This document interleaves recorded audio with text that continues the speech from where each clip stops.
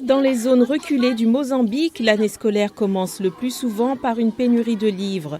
Des enseignants ingénieux de certaines écoles de Manica ont commencé à transformer les déchets en outils pédagogiques.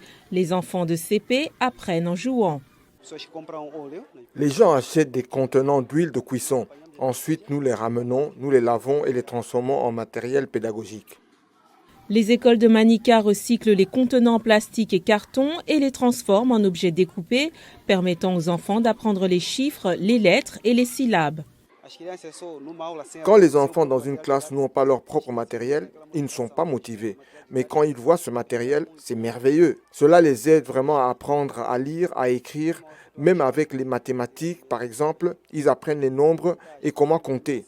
Certains élèves de première année ne savent pas lire les chiffres, mais quand ils voient à quoi ils ressemblent, ils apprennent à les écrire.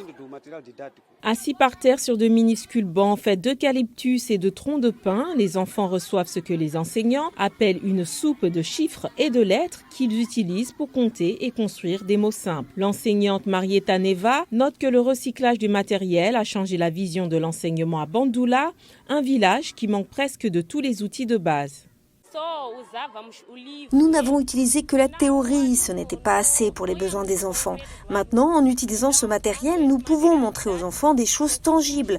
Par exemple, lorsque nous parlons de la lettre A, nous avons ce mélange de lettres et nous demandons à l'élève d'identifier la lettre A et l'élève est capable de l'identifier. Ana Dulce Guisado, directrice de Save the Children International à Manica, l'un des principaux partenaires du secteur de l'éducation, a souligné que le recyclage a permis la réaffectation de ressources financières qui étaient autrefois consacrées à l'achat de matériel pédagogique conventionnel. Nous avons dû acheter du matériel pédagogique dans différentes librairies. Alors, nous avons pensé à la durabilité et à l'environnement et nous avons vu qu'il était possible d'utiliser les conteneurs pour produire du matériel pédagogique.